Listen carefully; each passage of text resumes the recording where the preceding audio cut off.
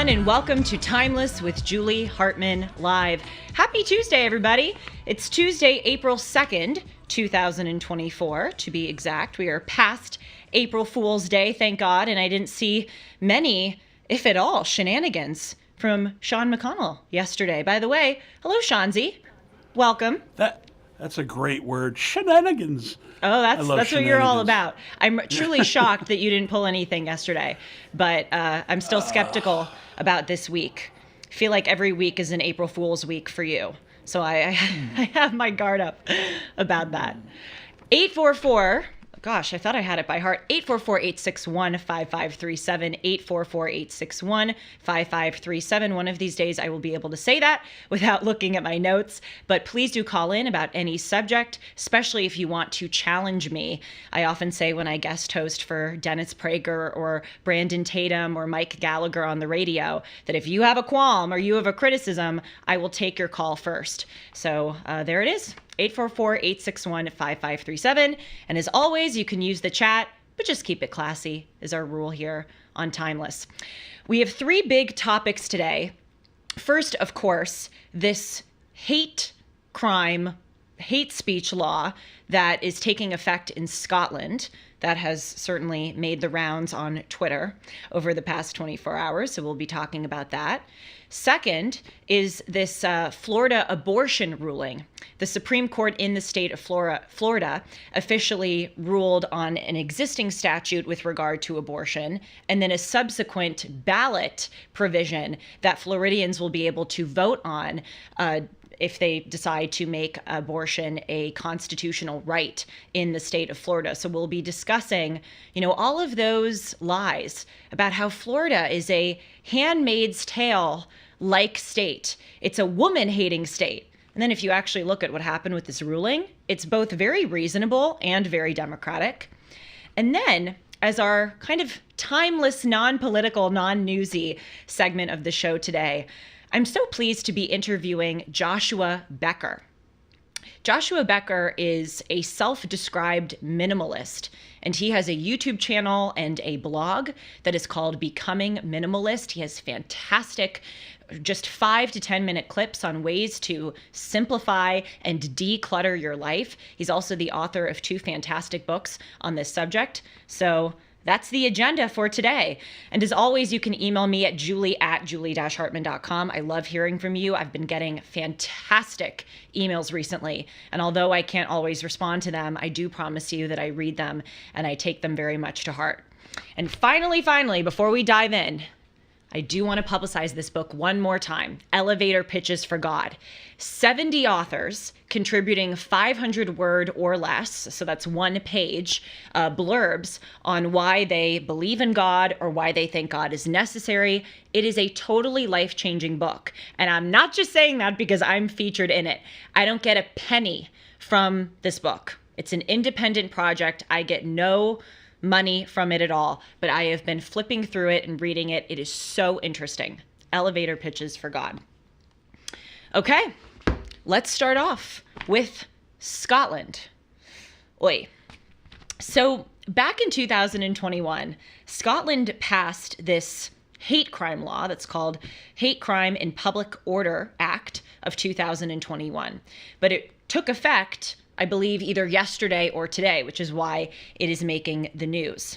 And put simply, what it does is that it creates a new crime in the country of Scotland for, quote, stirring up hatred relating to age, disability, religion, sexual orientation, and of course, transgender and sexual identity. Okay? So it's now a hate crime to, quote, stir up hatred on the basis of those protected status groups, which is similar to what we have in the United States. We designate certain characteristics that people have as being part of protected classes. So this hate crime law in Scotland, again, taking effect today, carries a maximum penalty of a prison sentence of 7 years. This is according to the BBC. And those who are proponents of this law and who say, oh my gosh, all the naysayers, on Twitter and in the free speech verse are saying that this law is so draconian. Don't worry, there are protections. The protections that these individuals point to is that the law says that those who are, quote, stirring up hatred have to have been shown to behave in a way that, quote, a reasonable person would consider to be threatening or abusive. So it sounds fine, right? Like, oh, that's no problem. People who are hateful are going to be punished if it is deemed that their hate was reasonable. But here's the big caveat, as we know. We now live in a time in the West where words are completely hijacked of their meaning. Reasonable does not mean reasonable anymore. Just as racism doesn't mean racism anymore, or sexism, or patriarchy, or even the term offensive. Think about how much those words have been completely hijacked of their meaning. So those who are saying that there's that protection of the reasonable clause in this hate crime statute are totally missing the point. And another thing that this hate crime statute says is that those who are, quote, stirring up hatred have to show, quote, malice and ill will against individuals in the aforementioned protected class groups. And the ones that are especially emphasized are transgender individuals. So I'm going to pause. I'm going to call on Shanzi because I see he's looking with a expression of bewilderment. I have so much here. Yeah. My beloved Scotland. Oh my gosh, that's right. You're Scottish. I totally forgot. I've been to Scotland. I loved every second of it. I want to go back. I've thought about retiring there, and this makes me sad. I'm going to make a reference to a movie you probably haven't seen, Braveheart. Have you not seen Braveheart? Shocking, I haven't seen that movie. Are you aware of a guy named William Wallace? Yes. That is the character that Mel Gibson plays. And the most famous line from that movie is, "They'll never take our freedom." But clearly they have. Yes. Well, J.K. Rowling said that this is, quote, the mother of all April Fool's jokes, this Scotland hate crime law taking effect. And it's so sad is to contemplate how many centuries and centuries of work and restraint and toil it took in the West to get to a place where we respect people's right to say whatever they want, including heinous things, where we respect people's right to religion. We are standing on the shoulders of giants, of people who made such sacrifices to give us this system, which all of us are the beneficiaries of. And now it's really amazing to see in our time, we are living through the era where we're seeing that slowly, or not slowly, very quickly actually, but subtly being unraveled. So yeah. I did have one question about this, and you may not know the answer, but sure. Is this vocal speech? Is this posts? Is this writing? It's a good question. What is considered offensive? Like, I don't know. Obviously, you can't control people's thoughts, but if they say it publicly, if they write it, how is this regulated? I don't know. It's a very good question. Truthfully, I haven't read the entire statute, but that's part of the problem where these things are not narrowly defined. Again, even that term reasonable, you think that it gives this law a kind of protection or a kind of cover, but people distort words to mean whatever they want. Here actually in the United States, in constitutional law, we have something called a rational basis standard. And it is one of the standards that the Supreme Court uses in order to decide whether government interference or a law that was passed should actually have been passed and that the government has a right to interfere. And literally, the definition of this rational basis test is that the court needs to be able to decide if the government's actions are, quote, rationally related to a legitimate government interest. And back when American society was pretty healthy and we used to agree on very basic things like the meaning of words, like the fact that there are only two genders, that speech is speech and violence is violence, speech is not violence. Back when we were a healthy society, one could have faith in the rational basis test here in the United States. But now, a lot of people can go, well, there is a rational basis for XYZ, whatever law I want. This is really the point of this, is that this is the effect of the hijacking and distortion of words. And as I have opined on Timeless many times, we saw this spread probably starting about a decade ago, just on a very interpersonal level, where people started to be more reckless with the term racist, with the term sexist, with the term offensive. And now we are really seeing the effects of it, because not only in our culture have these words taken on a different meaning and it has corroded our way of life, but now it is so common that it has literally leached itself into our legal system. And this is not about Scotland. I mean, it is about Scotland. It is not just about Scotland. This is happening right here in the United States. And I just want to rattle off a few examples of laws that have either been proposed or indeed have been passed that are based on these distortions of words, because it really is terrifying. If we start, for instance, with speech, with hate crime, there's actually a law that was passed in the House of Representatives in the state of Michigan that is very similar to this Scottish hate crime law. Just as a note, in Michigan, it was passed in the House. It has not yet become law in the state of Michigan. It needs to pass both chambers of Congress, and then it needs to be signed into law by the governor. But in the House, they passed this statute, which makes it a hate crime to, quote, maliciously and intentionally cause someone to, quote, feel terrorized, frightened, or threatened. And that, if it became law, would carry up to 5 years in prison and a $10,000 fine. Excuse me, I kept saying crime. But that is almost identical to the statute in Scotland. And to Sean's point, what are the boundaries of this? Look at, for instance, that wording in the Michigan bill, that it's a hate crime to cause someone to feel terrorized, frightened, or threatened. That flings wide open the door of subjectivity, because everybody's feelings are totally subjective. Someone could say something, as we see in American society all the time, someone can say something totally innocuous, but it can make someone feel threatened and unsafe. And so this Michigan law is essentially trying to give people a lot of leeway to criminalize speech that they deem to be unacceptable. So that's example number one. This is happening all around the country, in our own country. Example number one is Michigan. Example number two, in the state of Illinois, there's a bill that's being proposed, so it hasn't been passed into law yet, which would amend the Abused and Neglected Child Act in the state of Illinois to redefine an abused child as someone who, quote, has a parent who denies the child gender-affirming services.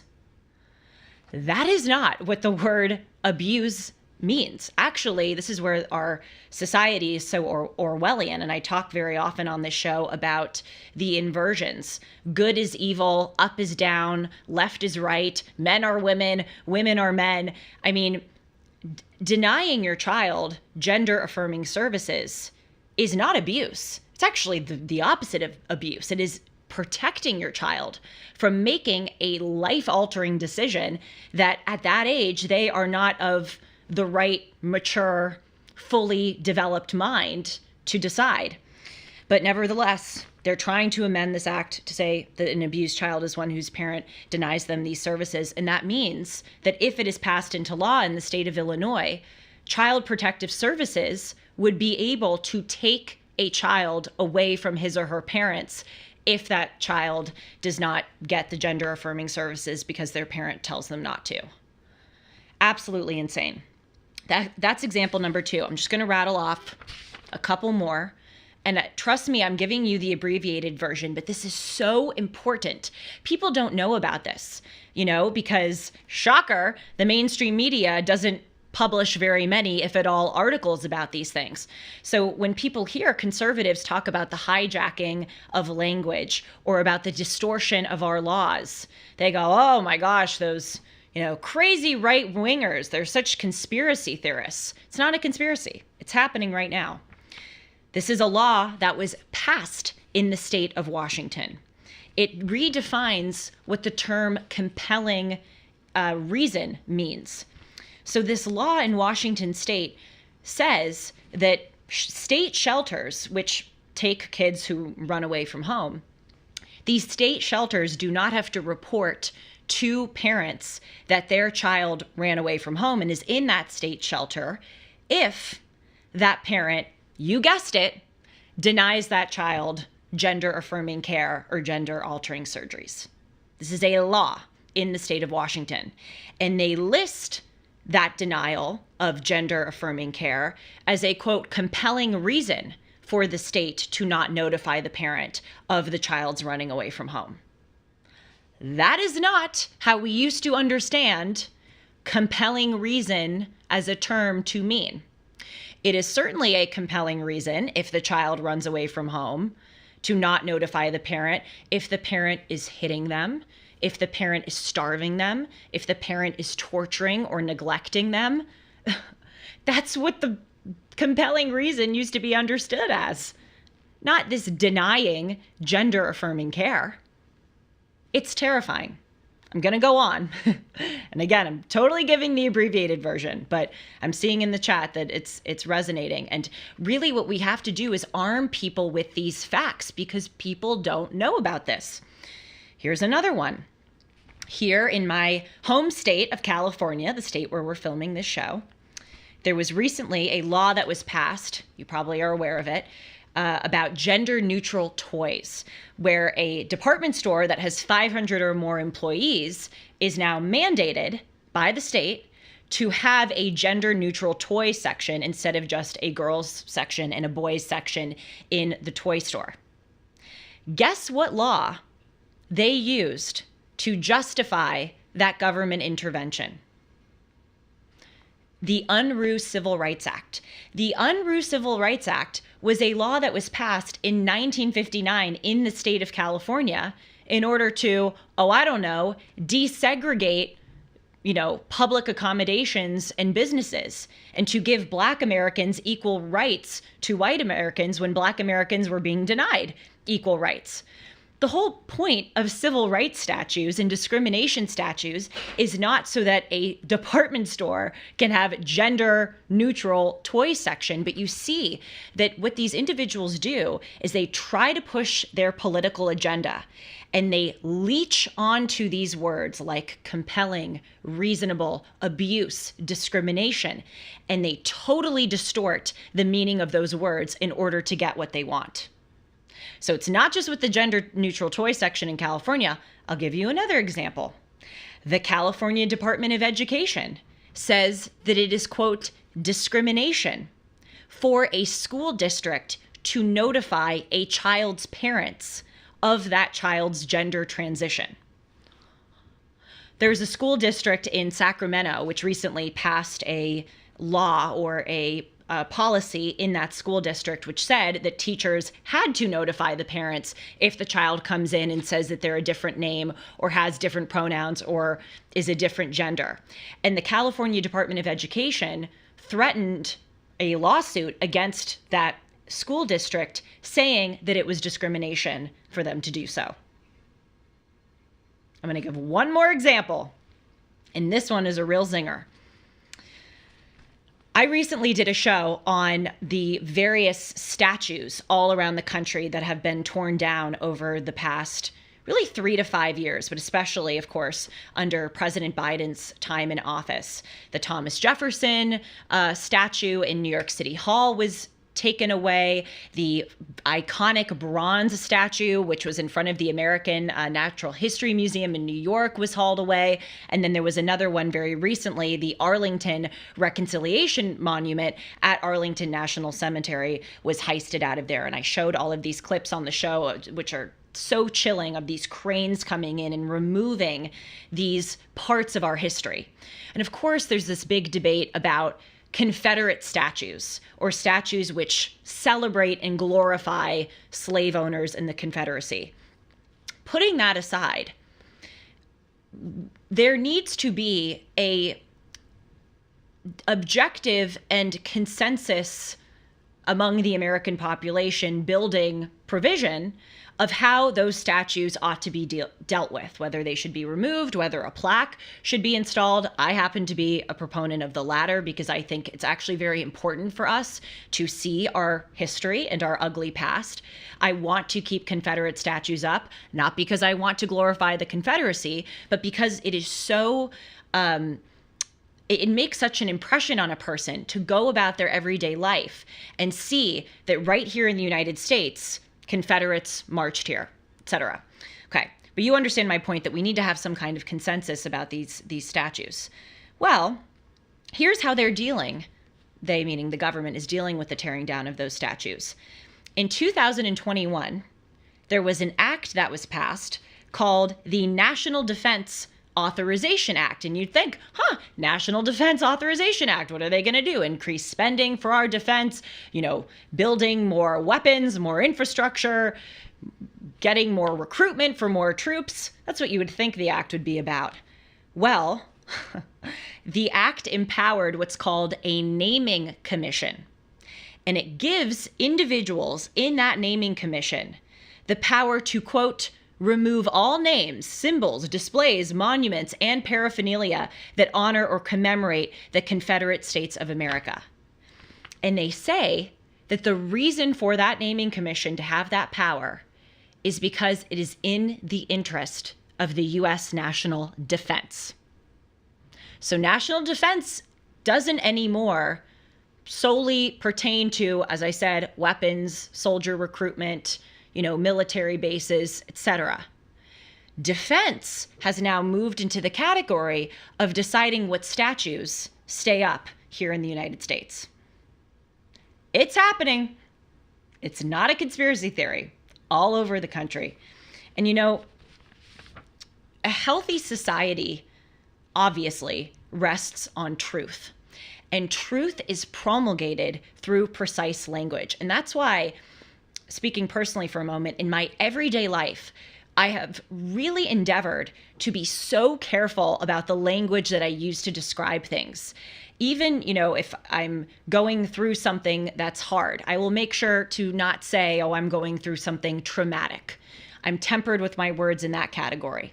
I'll give you another example. When I'm talking about illegal immigrants, I used to say undocumented immigrants. I don't say that anymore because it is in this vein of abiding by terms that actually subvert what's really going on.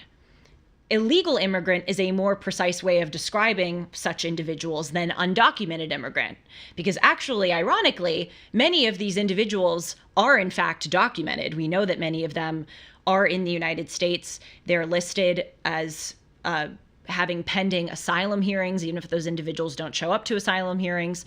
But you take my point that in every realm of life, I'm trying so hard to be precise, because the way that all of this started was on a very kind of cultural, interpersonal level of the distortion of language.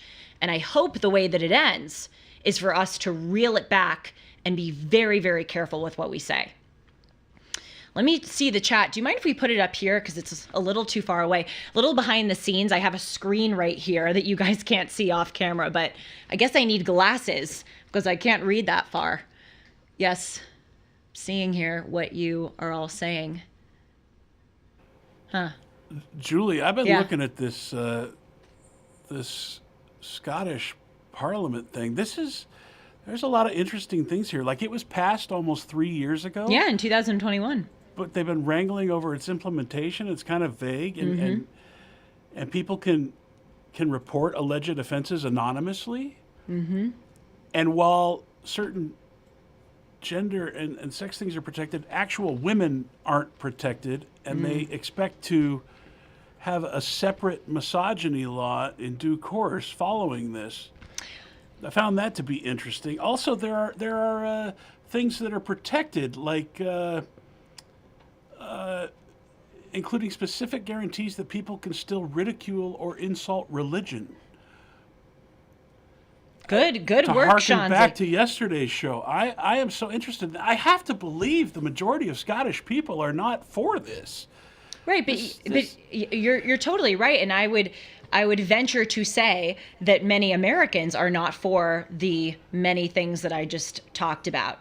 But we are now in a place where the hard radical left has so much power and so much influence that they have leached into our legal systems, and not just our culture, but indeed our legal systems, and subverting the will of the people and what they want. But I also popped in to let you know your guest is here. Oh, and ready to great. rock. I'm so excited.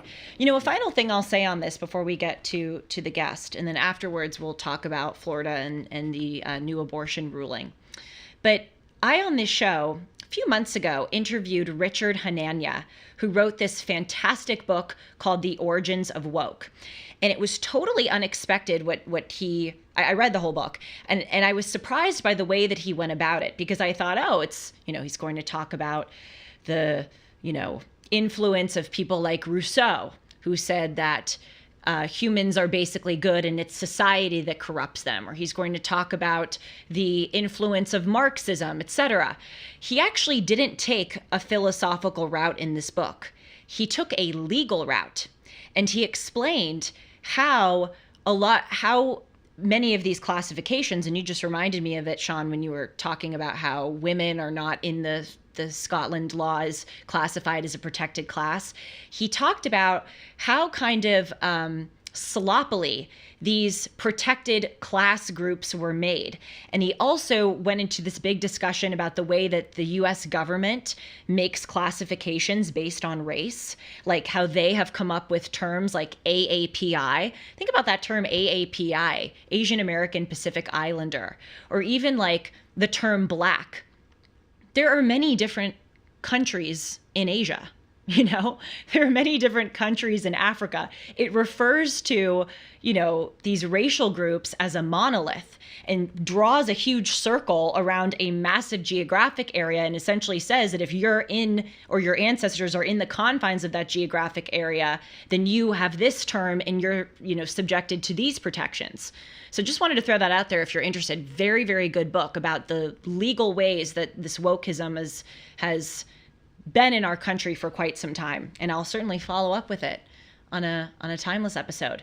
But let's go to our guest now, Joshua Becker. So those of you who watched the show yesterday know that I spent a very large amount of time talking about life advice, these great new revelations that I learned from someone about a week and a half ago about projection, about catching and flipping negative thoughts, about trusting your gut and your intuition, and about having a kind of radical acceptance about some of the things that you may not be able to change in your past, in your present, and in your future. If you didn't see that episode yesterday, please go watch the latter half of it, and you will hopefully enjoy it and find it to be very helpful, as I was very passionate about this new avenue of life advice exploration that I'm heading into. And one person who I encountered who has really accelerated that exploration is our guest today, Joshua Becker. As I mentioned at the beginning of the show, he's an author, a speaker, and a founder of the blog Becoming Minimalist, which you can find at becomingminimalist.com. It has 1 million readers every single month. Joshua is also the author of several books, but I'll just shout out 2. First one is Things That Matter: Overcoming Distraction to Pursue a More Meaningful Life, and Simplify: 7 Guiding Principles to Help Anyone Declutter Their Home and Life. And finally, Joshua also has a immensely popular YouTube page of 5 to 10 minute videos. I'll just rattle off some of the titles for you. One I watched recently is The Case Against Extravagant Weddings. That one. That one is very apropos of a timeless episode I did on weddings. Another one, how you spend your morning matters. So true. A third, 7 life-changing strategies to change your spending habits. Transform your life by decluttering. And then finally, I also loved this one, the compliment I most want said at my funeral. Hello, Joshua, and welcome to Timeless. Is Joshua still here? Oh, there he is. Well, unfortunately, I can't hear you, but you know what? I'm very good at reading lips, so maybe we can just carry on a conversation as I'm reading what you're saying. We may need to reboot. Forgive us, live streamers. This is the great thrill of tuning in live. You get to see all of the behind-the-scenes stuff. Would you mind speaking? Oh, yeah, Sean, I can't hear him. You can speak in sign language. I'm being told it's not ready, and we are going to have to stall briefly while he looks. Oh no, I have we nothing can't else hear his prepared. voice. Yes. Okay, Joshua, we'll get back to you. Quite sure what the issue is. I know that our beloved Rick is not here today. His daughter's having surgery, and he needed to be there for that. We wish them all the best. Yeah, of course. And, well, Sean, if Joshua needs to call in, perhaps that would be an option, or we can try to reboot. They are efforting at the moment to rectify the audio situation. That's totally fine. Are you capable of stalling, and I'll try to hop over? No, on I'm this not and help? capable of stalling at all. I have nothing else prepared. Are you kidding? You know me and the preparation. I always have backup stuff. You know, quickly though, before we get to my backup stuff, I do want to tell you about MyPillow. I use a lot of MyPillow products, as many of you know. I sleep on a MyPillow. I sleep on the Giza Dream bed sheets. I wear my slippers, which are probably my favorite MyPillow product, and I use my towels. And you can get a lot of these products at a discount too if you use the promo code Hartman. And in fact, right now, MyPillow is having an insane sale, like truly unbelievable. They call it the $25 extravaganza. Everything, it seems, is costing $25 in this $25 extravaganza. You can get, for instance, 2-pack multi-use MyPillows for just $25, MyPillow sandals for $25, 6-pack towel sets for $25, brand new 4-pack dish towels for, you guessed it, just $25. And for the first time ever, you can get premium MyPillows with all new Giza fabric for just $25. Orders over $75 will receive free shipping. Just go to mypillow.com and use the promo code Hartman, spelled Hartman, or call 1-800-566-6745 and use the promo code Hartman. Oh, I'm getting a thumbs up from Chauncey. Are we good? You can hear me? I can hear you now. Oh, we'll have a much better conversation. Absolutely. You know, I was looking forward to practicing my skills at reading people's lips. You always see when those celebrities are talking with one another, you know, at the Grammys or other events, people online try to read what they're saying. I could have gotten really good at that. We could have done it great for the watching audience. The listening audience would have had a hard time. Yes, that's very true. Well, welcome to the show. Thank you so much for being here. I, as I mentioned, I hope you heard my introduction. I've been very taken with your work. And let's start by defining minimalism. When did you discover this concept? And what is minimalism? Oh, so wonderful. And a great place to start. I found minimalism 15 years ago. I live in Phoenix now, but I was living in Vermont at the time. And I had a pretty simple project. I was going to clean out my garage as part of our spring cleaning. I had a 5-year-old son, and I thought for sure he would enjoy cleaning the garage with his father, but he wanted nothing to do with it. And so he lasted a few seconds. He went out in the backyard to play, and I started working on the garage, cleaning everything out. One of these projects where one thing led to another, and hours later, I was still cleaning out my garage, struck up a conversation with my neighbor. I was complaining a little bit about how much effort and time had gone into a what I thought was going to be a simple project. And she introduced me to minimalism. She changed my life. She said, "That's why my daughter is a minimalist. She keeps telling me I don't need to own all this stuff." And I remember looking at the pile of things in my driveway that I had spent hours cleaning. And out of the corner of my eye, there was my 5-year-old son swinging alone on the swing set in the backyard. And suddenly realized everything I owned wasn't making me happy, which we would all say, right? No one's looking for happiness in their possessions.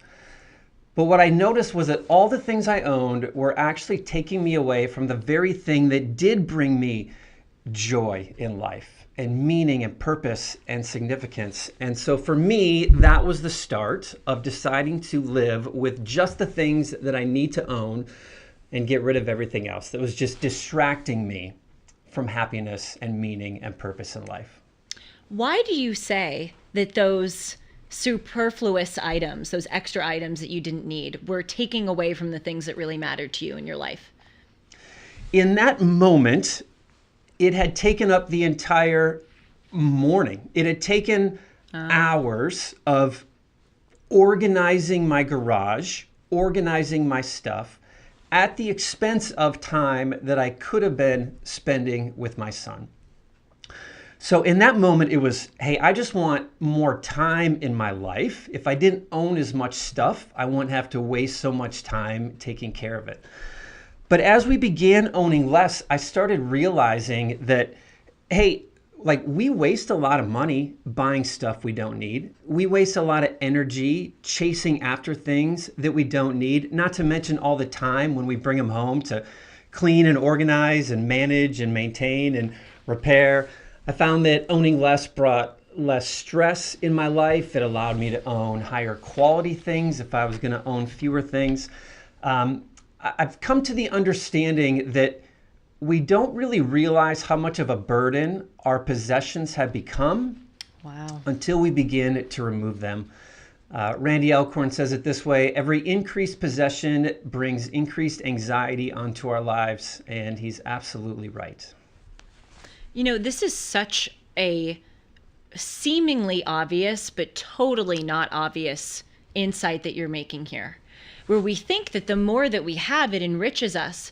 But you are absolutely right. Just the time that we spend managing our different possessions, reorganizing our closets or our bathrooms, or, you know, repairing something that we perhaps don't need, but that broke, et cetera, it really is a time drain that we don't even process as happening. You know, I've been very aware lately of also the power of a physical space to inform your mindset. I mean, even the way that your living room is arranged. I learned this when I was moving into my apartment and designing for the first time in my life, figuring out what couch and where, and, you know, figuring out your space can really make or break your happiness, your social interactions. And with clutter, I think if you have a lot of clutter around you, it sort of has this effect of cluttering your mind and making you feel uneasy and overwhelmed and disorganized. Would you say that's right? Indeed. I don't know, whoever's listening, like if you just look around your room, like look wherever you're sitting, and every physical object calls for our attention. Like it just for a split second, you notice Well said. like I got a light in front of me and there's a coffee mug over here. Like you can just look around and everything just draws your attention in for just a moment. Someone mentioned a little bit like as animals were, as living beings, we're like constantly scanning our surroundings. That's why you can't sneak up on a rabbit or a fly. Like they just subconsciously know what everything is around them. And we do the same thing as human beings. And in many ways, it's visual clutter. And the more things we look at, the more things we have in front of our eyes, the more attention it's drawn and the more of our mind it's taken up.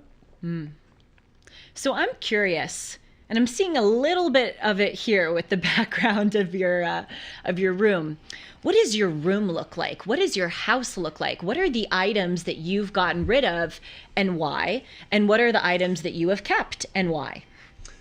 Yeah, I always think my answer to this is so unsexy and boring fine. for radio or television. No, if it's helpful, then it's like not boring. We own pretty much what most people own. We just own fewer of them is how I like to explain it. Like I still have clothes in my closet, but I limit it to 35 to 40 items. We still have have some decorations up in our home, but most of them, all of them are meaningful and they tell a story, and a lot of them are photos of family or places that we've lived, and so they're all meaningful. We have plates and silverware. We have place settings for 8 people. We just don't have 3 or 4 sets of place settings for 8 people. We have towels. We just have a couple per person. And so I never know quite how to answer the question, but going back to like your very first question, I define minimalism as the intentional promotion of the things we most value in life by getting rid of anything that distracts us from it. And so how that plays out in a person's home is going to look different from one family to another, one person to another. We have different values, we have different jobs, we have different hobbies, we live in different places, we have different family sizes. And so how minimalism works itself out is going to look very different from one family to another. But the idea, the principle is always the same. I want to focus my life on the things that bring me the most meaning and the most joy, and I want to get rid of anything that's actually keeping me from fulfilling that with the one life that I have to live. This will either totally make sense or make no sense, but I'm wondering if some people, especially those who are quite affluent and have a lot of possessions, and we in society, not just among the affluent, but Americans in general, we do tend to be very consumerist and buy a lot of things, even if they aren't very expensive, pens and notebooks and trinkets and bobbleheads. We tend to kind of be collectors as Americans. But I'm wondering, especially among the more affluent, if there might be an element of guilt, kind of looking around and seeing extra bicycles that you haven't used in years that you could use, or some expensive piece of artwork or piece of jewelry that you bought that you don't wear, or even books that you ordered on Amazon that you just kind of shoved away and you don't read. I wonder if those possessions aren't also a little bit of reminders of, wait a minute, you didn't need that. You spent your money on that. You're not appreciating that. Do you think that's fair?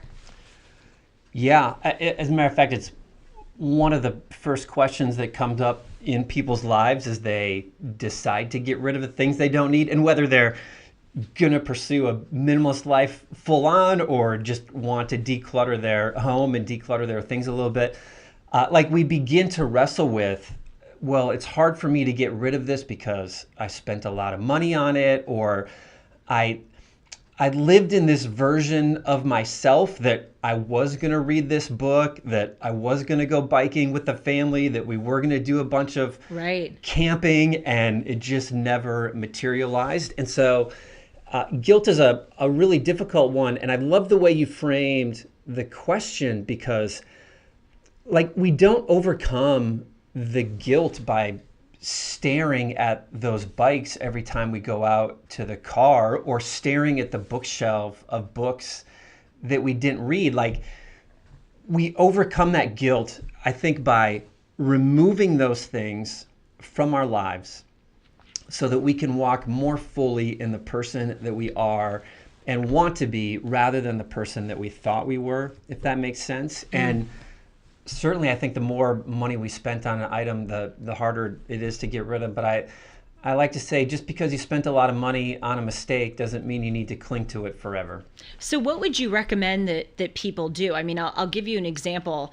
I knew we were going to have this discussion today, and as I was in my bathroom at home getting ready, I looked around, and hopefully I'm organized. Hopefully I'm not that cluttered, but I'll admit I'm a little cluttered sometimes.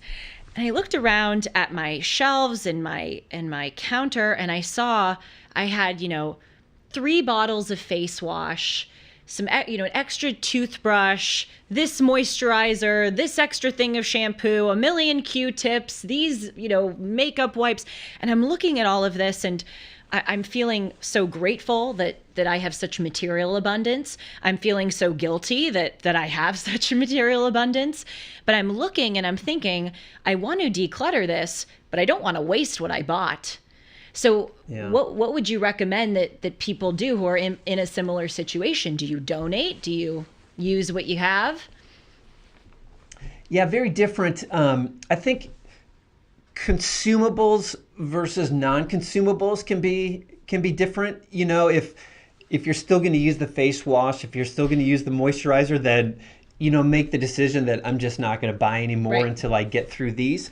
But maybe you had bought one and you found out you didn't like it, and so you bought a different one. And certainly in that case and in that scenario, there are lots of places that you can donate some of that stuff and find someone who would use it. What about bigger things like non-consumables? I think are a little bit different. Clothes in my closet that I'm never going to wear but are still wearable. Like I would donate those right away. Furniture that you don't need, all the stuff piled up in your garage, all the Tupperware that you don't use, all the blankets that you don't use. So many duplicates that we have in our home. Like I always think if we just got rid of the 3rd, 4th, 5th, and 6th spatula, like we could still keep 2, and we could move those things along to someone who could use them, and we wouldn't really be changing our lives all that much, except that everything we kept would be our favorite. And what an immensely good way to save money. I know that you talk about that a lot on your YouTube channel. Can you speak a little bit more about this? Because I know that you have all these tips of quotes that change your view on money, strategies to change spending habits. What are those? Yeah, it's really interesting how many people miss the connection between buying things that they don't need and not being able to get ahead financially. Like our story is, we had 3 pretty significant pay increases during our married life before we found minimalism. And every time we thought we would be able to get ahead financially, but we didn't. It's like the more money came in, the more money we spent, even without even so true recognizing or realizing that's what we were doing. The average American spends $1,500 a month on non-essentials. And Americans are now $1.1 trillion in credit card debt, and the credit card interest rate margin is at all-time highs. Like it's pretty unbelievable. Or the average American home has tripled in size in the last 50 years, and over 10% of Americans rent off-site storage. Like the connection between just getting intentional about buying the things that I need rather than everything that is advertised and marketed to me as what I need to buy in order to be happy will change our lives tremendously. I'm loving this. This is so huge. It's going to be a new me. I'm going to go home and declutter everything. And let me just mention one thing that I think sometimes, unfortunately, think that I'm saying. I'm not talking about living a lazy, checked out life. Like some people will pursue minimalism so they don't have to work more and they can live on nothing. But for me, that has never been the goal. I want to live a more passionate life. I want to accomplish more with my life. I want to be better at the work that I do. And by removing distractions, whether it be physical possessions, whether it be things on my schedule or habits, Like removing those distractions allows me to make more out of the one life that I have to live. And I think that is the greatest goal of minimalism, the greatest benefit of minimalism. And of course, everybody's going to define that differently. But man, I think if everyone here like just decided that my life is too valuable to waste chasing and accumulating material possessions, like think of the good that we could accomplish and we could bring into the world if we just stopped wasting our money and time and energy on things that don't matter. And I think one of your greatest points and my greatest takeaways from this conversation is it's just a general mindset shift. You know, even if you sit down to work, I'm thinking about my desk at home and I have stacks of books on it or magazines that I want to read. And I do find when I go to work, I'm always kind of looking at those. I'm going, oh, damn, it's been on my desk for so long. I haven't done that. Oh gosh, you know, and then you think of all the other things you have to do. And in a way, just clearing all of that out, it forces you to focus so much on your specific tasks. And as you keep saying, I'm just reiterating what you're saying because it's resonating so much, to just figure out more generally in life, what am I focusing my time on? That is really huge. It forces intentionality is what it is. Like so many of us just drift through life very unintentionally. And that's how we end up with houses full of things that we don't need. Like no one sits down and says their greatest goal in life is just to own as much stuff as they possibly can. Like no one says my goal is just have as much clutter as I can on my desk or in my home, but it unintentionally happens until we like take back the reins of our life and say, no, I'm going to take the time to clean off this desk. And what is the one thing that I need to do today? And what do I want to accomplish with my life? And once we know what that is and get clear on that purpose, then it becomes much more clear and obvious about this is what I need in my environment. And this is what I need in my space and around me. Can you tell us a bit about your video, The Case Against Extravagant Weddings? How does this declutter your home, you know, your possessions, minimalist mindset also affect these other areas of life? Well, what I found is that intentionality in one area of life tends to bring out intentionality in another area of life. And so for me, we started by just owning fewer possessions and deciding just to keep what we need and getting rid of the rest. And then that like just shockingly, interestingly sparked like me focusing more on my health and me focusing more on the food that I was eating and how I was spending my time. And you just start to notice how, I don't know, society, culture seems to come along and dictate how we're supposed to live our lives, and marketers tell us what we're supposed to be spending our money on and our time on and what we need to buy and what we should be watching. And so at some point I read a stat that the average American wedding now costs over $35,000. And I'm like, what in the world? Like, why are we spending $35,000 on a wedding? And that doesn't even count the ring or the honeymoon. And you start to look at the stats, and like the studies actually show that there's a direct correlation between the more money you spend on a wedding, the shorter the marriage tends to be. Wow. And you can't help but ask, like, why? Like, how does that happen? Well, if you starting your marriage in debt, if you're starting your marriage financially stressed, then that's going to be a problem. If you're spending your whole engagement focused on the one day rather than what kind of person are we going to be in the marriage, then obviously things are going to fall apart quicker. And so, I just think some of the simplest weddings have been the most beautiful and tends to keep the focus on the bride and groom rather than the flowers or the decorations. And so, just trying to encourage people and help people think differently about their wedding day. I love it. And, there is such a thing as I say, as the wedding industrial complex, where we have so many people employed in the extravaganza of weddings. I did a whole show on this show, Timeless, about the various things. I mean, certainly the people who make cakes, wedding planners. I mean, a lot of brides and grooms now, they do these like choreographed dances, and they go to these dance lessons to do their perfect number. And many people, of course, of, a higher financial means, have 2 dresses and bachelorette trips and napkins with fun facts about the bride and the groom. I mean, it's just so much. And it's like, wait a minute, how does a napkin with a fun fact about the bride and the groom add to your wedding day? I so take your point. I think it's absolutely brilliant. Just focus on what the day is. And it is about your love, your family, your marriage. It's fantastic. Finally, this is a question from my dear producer. I think it's very interesting. He asks, if hoarders are the extreme and sick end of having too much, is there an extreme version of minimalism where one has a minimalist problem? Yeah, I think so.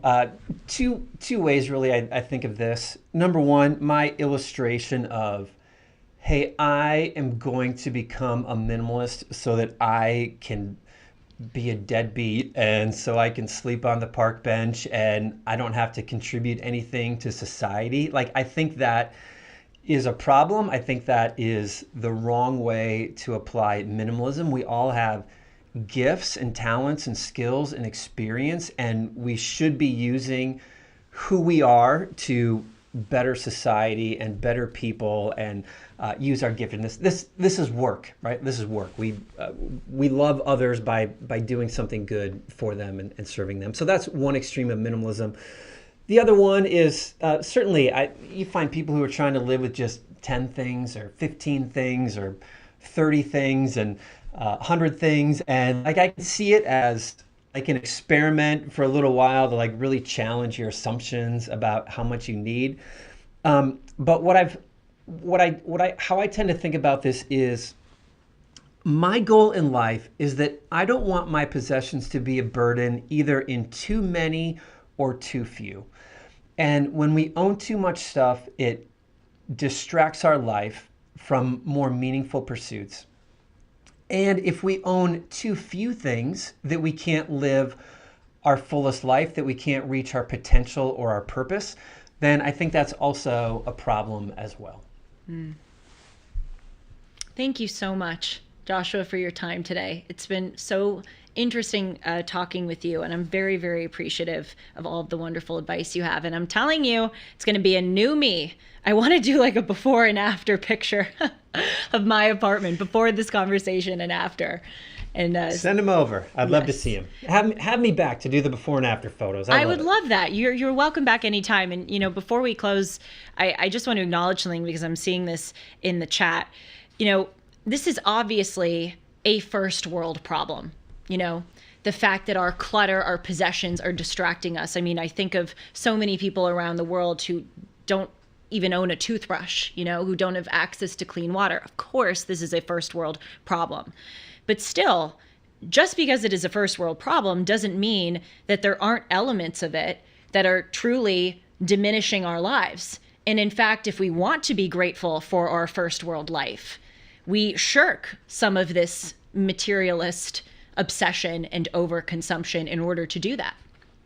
Absolutely. We started a nonprofit where we are working to change orphan care around the world, called the Hope Effect. And it was birthed out of, hey, I don't need to spend my money on buying a bigger house or a bigger television. And so I can use my money to help change child's lives around the world. And there's a direct correlation between us not wasting our money and time on things that we don't need, so that we can devote more energy towards solving problems that we see in the world and bringing like real lasting solutions to it.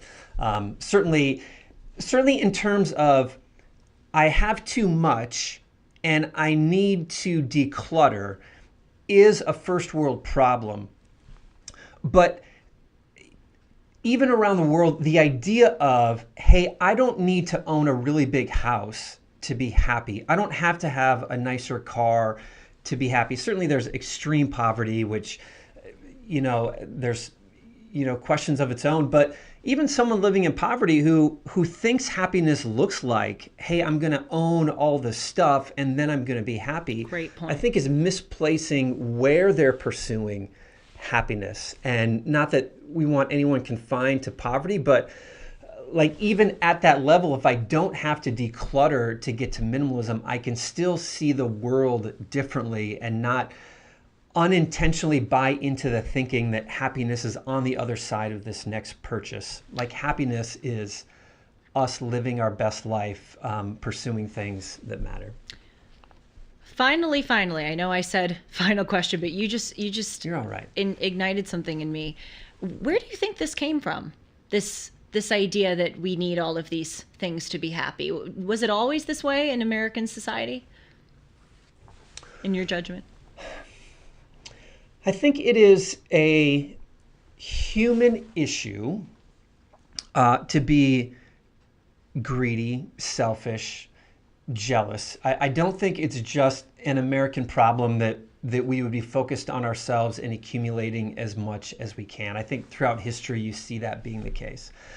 But if you were to trace, consumerism in America and the culture that we're living in now, I think you can find some very specific changes in, hey, we need to create a culture of consumption. We need to tell Americans that we need to change their definition of need. We need to change their wants into needs in order for us to continue growing the economy in this consumeristic way that we are. And of course, my thought is always that just because you become minimalist doesn't mean you stop spending money. It just means that you stop spending money on stuff that you don't need. And so I think the economy could change and look different. I think the free market allows the economy to adjust in that way. But certainly it was purposefully, I think, of marketers and advertisers and the wedding complex and the fashion complex and, all of them pushing us to consume more and more. Before you came on, I was talking about the distortion and hijacking of language all over our society. And that's another one to add to the list, that want has turned into need. We have bought that. We have been sold that bill of goods by marketing, but there's a huge distinction between what you want and what you need. Mm-hmm. Thank you again. Absolutely. My pleasure. Nice to meet you. Nice to meet you too. As a reminder, everyone, Joshua's website, his blog is called Becoming Minimalist. You can go to becomingminimalist.com, and to shout out 2 books among many. First one is Things That Matter, Overcoming Distraction to Pursue a More Meaningful Life, and Simplify, 7 Guiding Principles to Help Anyone Declutter Their Home and Life. And by the way, I said I'm going to do before and after photos. Maybe people listening, especially those in the chat, if it's resonated with you, submit your before and after photos. Thanks again, Joshua. Take care. We'll talk soon. Bye. Wow. That was really, really interesting. This is just the life advice week of Timeless. I've done tattoos, I've done handwriting analysis as my random subjects, I've done flags. This week is all about elevating and improving your life. I'm just quickly going to read the chat. Yes, I love these comments about how we should simplify our lives to focus on the essential, and essential being really experiences, those things that are meaningful in life. It's so true. Those are the most essential things. And Warren Buffett, I didn't know that. Warren Buffett still lives in the house he bought for, what is that, $31,000 in 1958. Good for him. Fantastic. Okay, so in our final part of today, usually I like to end on the non-political, non-newsy part of the show, but for the sake of time, we've had to switch things up. I do want to talk a bit about this abortion ruling in the state of Florida, because this is very, very important for a number of reasons.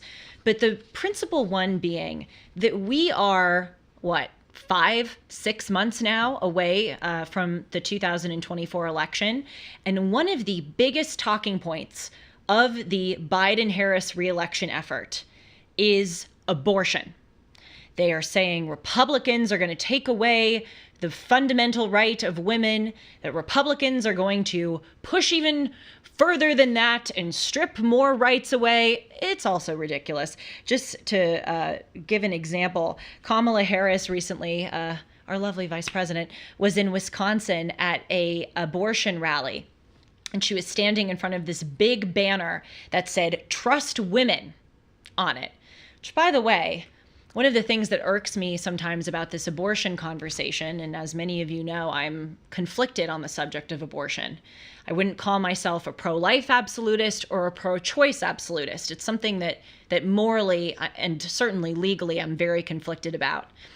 But one of the things that does irk me, if I may say, is the pandering to women on this. What I'd like to say to Vice President Harris and many of those on the left who are really, pushing this abortion issue, I'd like to say to them, please appeal to me on principles of why I should support a woman's right to legally terminate her pregnancy. Please don't count on my vote because I'm a woman. Please don't depend on my support for you on this situation because I'm a woman. Please appeal to my intellect and not to my genitals. But nevertheless, in her speech, Vice President Harris said, quote, "These extremists are trying to take us backward. Are they proud," she said, "that women across our nation are suffering? Are they proud that women have been robbed of a fundamental freedom? Are they proud that young women today have fewer rights than their mothers and grandmothers?" You know the deal. That is the narrative that's going on right now. Let's quickly listen to President Biden in his recent State of the Union address froth up this abortion issue again. Many of you in this chamber and my predecessor are promising to pass a national ban on reproductive freedom. My God, what freedom else would you take away? Look, it's a decision to overturn Roe v. Wade. The Supreme Court majority wrote the following, and with all due respect, justices, women are not without electoral power. Electoral or political power. You're about to realize just how much you're right about that.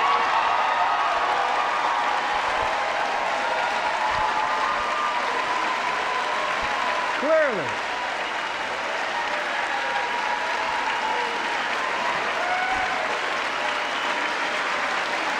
Clearly.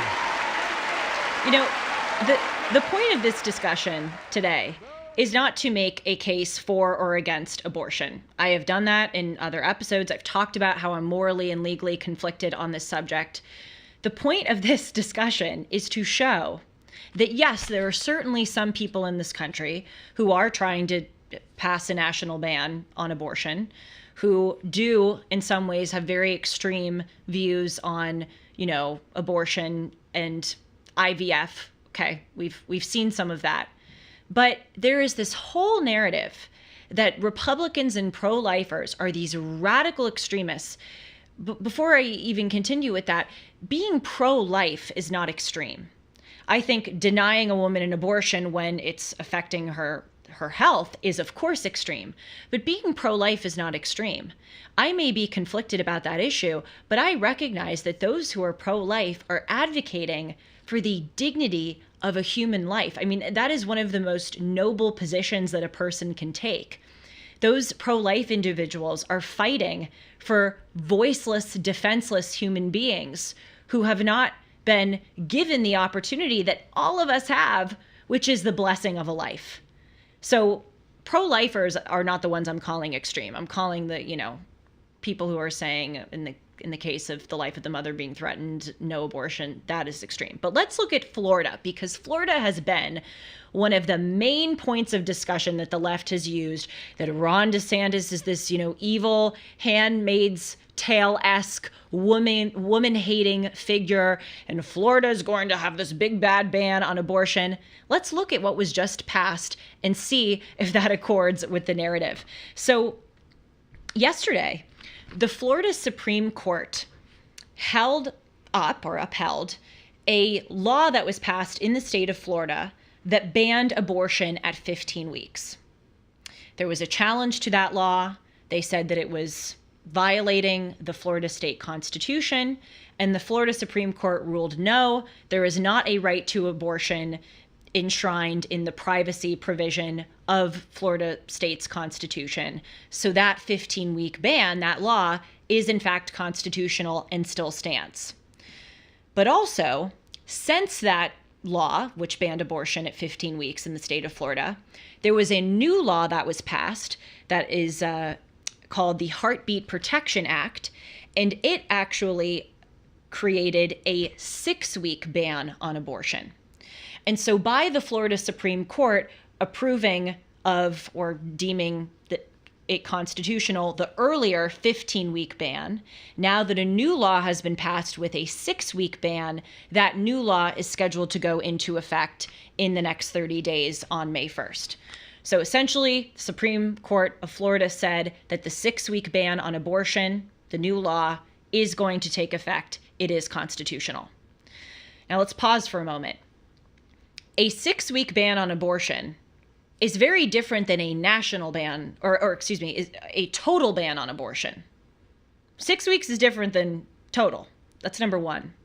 And number two, crucially, to combat all of the lies and all of the misinformation that is spread about provisions like this, there is, in fact, a part of this 6-week ban that has exceptions for, quote, the life of the mother, rape, incest, and rare fatal fetal abnormalities. So this whole narrative that there are all of these Republicans who want to ban abortion entirely and want to have no exceptions, that is not true, at least in the state of Florida. 6-week ban and exceptions for rape, incest, life of the mother, and fetal abnormalities. So that's the first big part of this Florida ruling. The second big part, which even more dispels this, left-wing lie that Florida's this Handmaid's Tale-esque state. The second part of this is that the Supreme Court approved a ballot referendum that will go to the vote of Floridians this November. And this ballot referendum gives Floridians the option to vote for a constitutional right for abortion in the state of Florida. Can you identify something that is unreasonable, undemocratic, draconian, and evil about that? I mean, that is about as reasonable and democratic of a position as I can think of. You are leaving this issue to the states. You are allowing Floridians to vote on whether they want to enshrine a constitutional right in their state to abortion. This proposed constitutional amendment, which is called the Amendment to Limit Government Interference with Abortion, would guarantee a woman's right to abortion up to 6 months of the pregnancy. I mean, that's really generous, I'm not saying generous as a moral qualification. I'm saying generous in terms of quantity. That is a very long amount of time in that big, bad, red state of Florida to allow Floridians to vote on a constitutional amendment which would allow abortion up until 6 months. And by the way, according to John McCormick, who is a reporter for Dispatch, that constitutional amendment actually wouldn't stop at 6 months. It would, he reports, allow healthcare providers to terminate the pregnancy if they deemed that it was necessary to protect the health of the mother. And John McCormick says that term health in that constitutional amendment is not limited to physical health. It can also be mental health. So here we have again, Florida Supreme Court upholding a 6-week ban on abortion. That's not a total ban, it's a 6-week ban. They have exceptions for the life of the mother, rape, and incest. And they are also allowing a ballot referendum which would enshrine a constitutional right to abortion up to 6 months, and according to John McCormick, by all intents and purposes, even further than that. You can morally disagree with it. I, in many ways, morally disagree. I mean, not in many ways. I totally morally disagree with being able to terminate the pregnancy at 9 months, unless, of course, the life of the mother is at risk. But putting any moral conversations about abortion aside, we're putting that aside for right now. This is the point. Is this the Handmaid's Tale-esque state that the left is making it out to be? it will be very interesting to see if they report on this and if they report on this honestly, because you would read this and you would not expect Florida to have these kinds of provisions given the kind of lies that the left constantly froths up about them. Well, MSNBC's Joy Reid, unsurprisingly, is continuing the lies. Listen to how she reacted to the Florida Supreme Court ruling today. We're now talking about during spring break, a state where a lot of young people go to visit, to go during spring break. A lot of young people who go to college are going to wake up 30 days from now in a state that is essentially the Handmaid's Tale. And between them and a free state are about 7 other red states, including Georgia that has a 6-week ban, South Carolina that just passed a ban. You're talking about red states for as far as the eye can see and the sea behind you. So you've got nowhere to go in Florida now. That, to me, sounds like a hell of a motivator to women, to voters of color, to people who essentially tend to lean Democrat. Do you have any idea what she's saying? People in Florida have nowhere to go? What? I'm glad you're laughing, Sean. That's what we have to do with individuals like that. We have to laugh so that we don't cry. Sean, what do you think about this? I don't mean to put you on the spot. I'm just genuinely curious. Oh, no. Yeah, please throw this in my lap. Look, What do you think about abortion in Florida's ruling? Let's keep it light. I think it was Rudy Giuliani who said, I wouldn't do it, but I don't want to stop someone from having the right to do it. I think that's where I personally couldn't do it. I know people in my life that have had abortions, and they're not horrible people. And you are taking a life, and you have to deal with that consequence. It's not unforgivable, I don't think. I also think you could probably go to spring break without coming away pregnant. That's a possibility. I know when Roe v. Wade was overturned and it pushed the choice back to the states, I hope this is one of those issues that may never be solved. It seems an unbridgeable gap in our country to come to some consensus on abortion. But the one hope we might have is that through the different states coming up with different approaches to it, that maybe in the 50 states and the laws we can come up with something that is agreeable, so that in some way we can make it possible for there to be an end of this constant fighting over abortion. You know what I'm saying? Well, I think, I do understand what you're saying. And here's the thing. We know from polls that the majority of Americans do support a right for a woman to have an abortion. However, it is also true that the majority of Americans support limits on a woman's right to terminate the pregnancy. That's where most Americans are at. And the problem is, Sean, I think, that actually, and this is the case with so many issues, most Americans kind of agree, but then they watch the news or they read the newspaper and they pick out these crazy examples. There was that example of someone, and forgive me, I'm forgetting the state, but there was a woman who had an ectopic pregnancy and allegedly the doctor would not treat her and she had to go to another state. And that is horrible if that happens. I'll be the first one to say that it's horrible. But they pick those examples and make it seem like all Republicans are supportive of that position. And if you don't, go with the Democratic Party on abortion, you are handing it right to these crazy pro-life extremists. And that is not true. And this is why it's so important for people to know about this Florida ruling, because putting your moral judgment of abortion aside, and we can have that conversation and we will, this is not the Handmaid's Tale, woman-hating, repealing the right-esque state that people make it out to be. You can approve of it, you can disapprove of it, but this is not what the left makes Florida out to be. Yeah, I think there's a weird trend in this country of making laws for the majority based upon the minority. And whenever this abortion argument is brought up, it's always, what about rape? What about all these little small percentages of what we're actually talking about? So my hope is that in the states, as they come up with different laws for different states, that maybe somewhere in there we can find a common ground, because at the end of the day, it requires personal responsibility not to get yourself into that situation. That is your body, your choice. So Brandon Tatum says. He says, Right, I am agree. pro-life and pro-choice because there were a lot of choices that you make up into the point of intercourse that, could affect that outcome. Of course, we're talking about people in consensual sex, of course. Right, but I also don't want to live in a state where someone doesn't have that option if they so morally choose to do it. There's a whole lot there that I usually avoid. Thanks for bringing me into it. I know.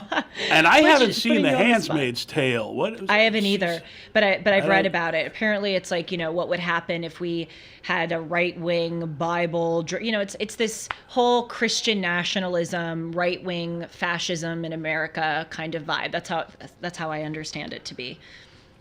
I have one sentence that might sum up the whole episode. Mm-hmm.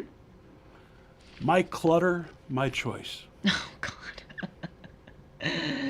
Ding. It's true. I just want to acknowledge one final comment and then I'll bid you adieu until tomorrow. Thank you all so much for being here. And again, I'm delighted by the activity in the chat. I have to read from Michelle, who says, yeah, this discussion shouldn't be in a video about minimalism, particularly one with Joshua Becker, who is a Christian and former pastor. With all due respect to you, Michelle, I have to say I totally don't understand what you're saying. We can't have a conversation about abortion with a Christian pastor in the show.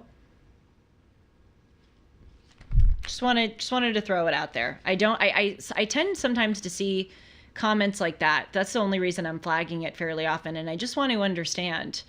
So we avoid talking about certain issues because that issue a person I interviewed may disagree on. Just saying, don't quite get it. But thank you all. Thank you all very much for being here. And as a final shout out, please do consider watching the episode yesterday about all of the different pieces of life advice that I learned and trying to throw out there for your consideration. Projection, catching and flipping negative thoughts, trusting your gut, and radical acceptance. It sounds like hippy dippy mumbo jumbo, but I promise you it's really important and I've been getting great responses on it. So please do check it out.